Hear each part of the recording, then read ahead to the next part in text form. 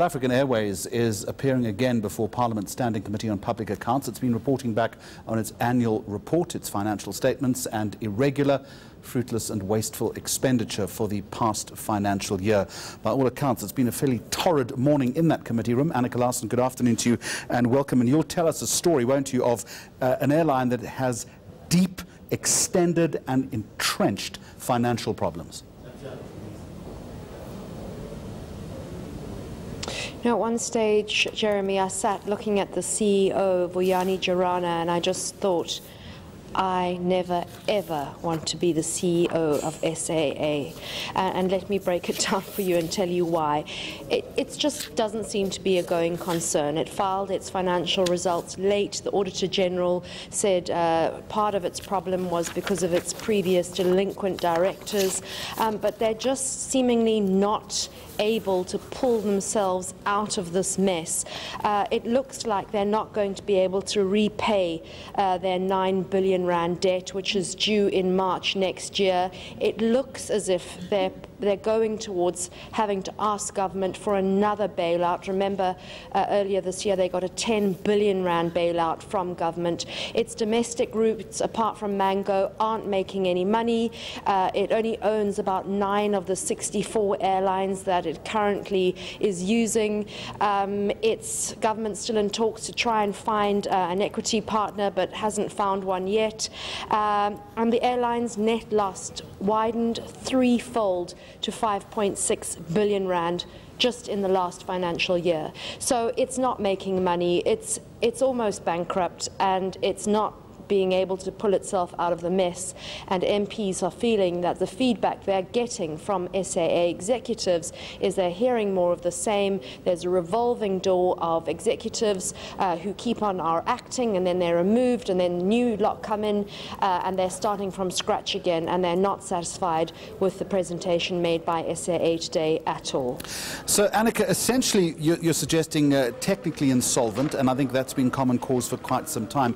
But as you rightly point out, there is new management in place, albeit through a revolving door. But throughout the hearing today, was there anything concrete put on the table in terms of how this new team plans to start some sort of rescue? My understanding was that some weeks ago a turnaround strategy, yet another one, was being worked on. Look, they're hoping to become solvent in 2020. There's a 4-year turnaround strategy. They have another 3 years. But part of the problem is, you know, with the global economic woes that we're currently facing, that coupled with fuel prices, that coupled with the fact that top executives with experience do not want to come and work at SAA. It's a troubled brand. It has not recovered. And the CEO was saying that they're really struggling to sell it, not just to customers domestically, but to get those top staff members in place. They have 10,000 staff members and they're using consultants, which leads one to beg the question, are they absolutely bloated and do not have the right staff in the right place?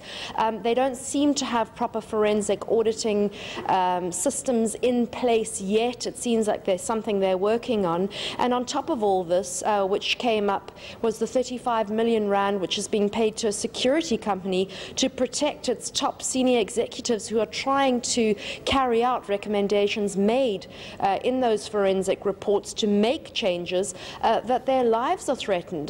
They've reported cases to the police station, so the executives that are currently trying to do this turnaround and involved in the turnaround saying that they're receiving death threats. And quite frankly, the lot of them that appeared before MPs today, they look quite disheartened and depressed.